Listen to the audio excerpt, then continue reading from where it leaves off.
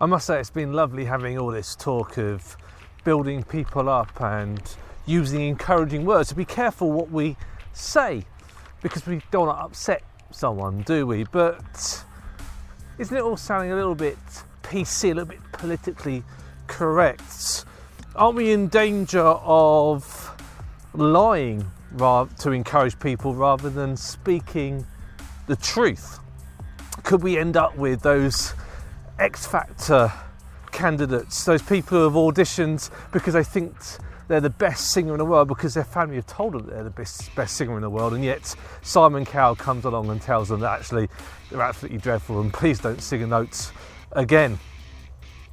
Or do we just end up with a bland, insincere encouragement where we say nice things to people but we don't really mean it? There isn't any sincerity behind it.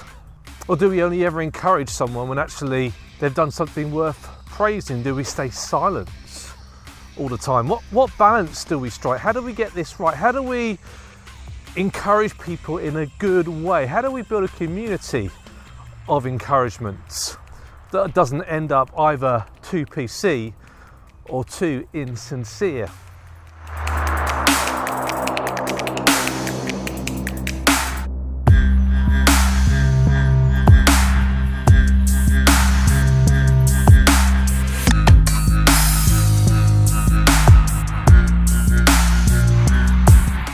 Well, first of all, we've got to think about why we're encouraging someone. We want to encourage someone not to make them feel better, but to help them be better. We want them to be a better version of themselves. We want them to be who God has created them to be, because the reality is, for all of us, there are so many obstacles that are stopping us from reaching our potential. They can be external obstacles, but also, and in fact in most cases, they're internal obstacles. Our worst enemy is ourselves, those lies that we continually tell ourselves, that put ourselves down. It's not so much the words others say, although that might have been the case in the past.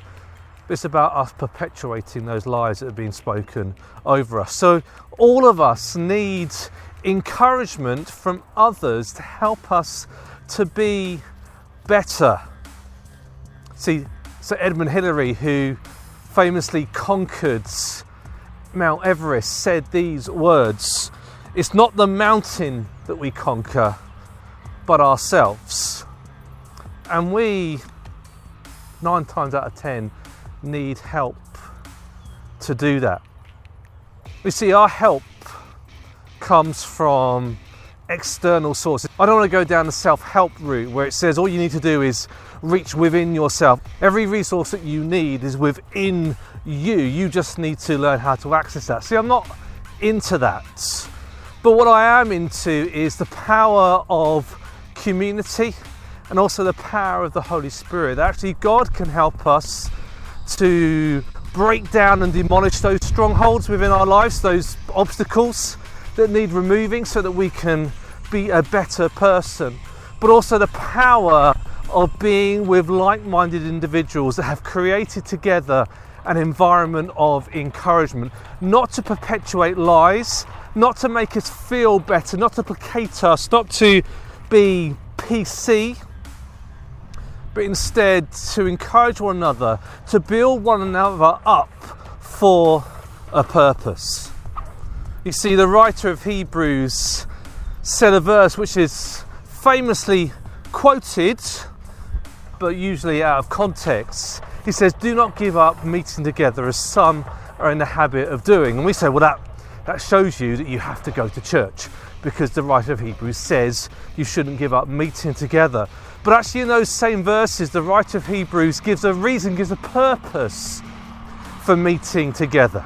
And that purpose is to encourage one another to love and to do good works. To encourage one another to love and to do good works. You see, that's what the church should be.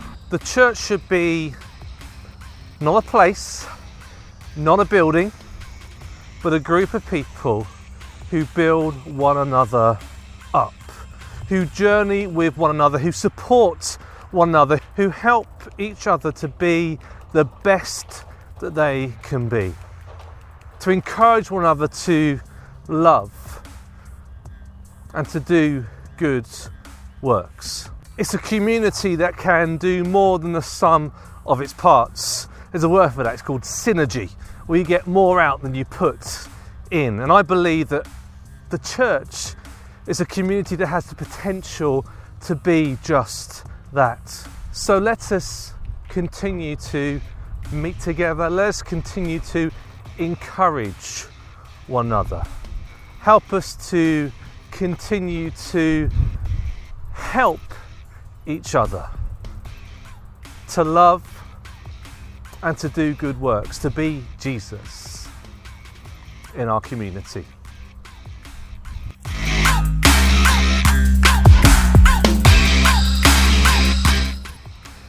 Hey guys, thank you so much for listening. Do remember to subscribe to our YouTube channel and to share this video on social media.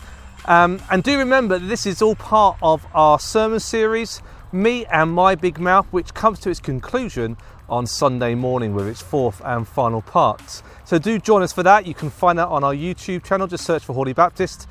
And also at 8 o'clock on Sunday evening on YouTube, you can come along and hear myself and Neil and Helen talk about this sermon series, to delve a little bit deeper and just to ask some broader and deeper questions and how we can apply these practical teachings to our lives. So do tune in, and it'll be great to have you involved with the discussion. So thank you, bye.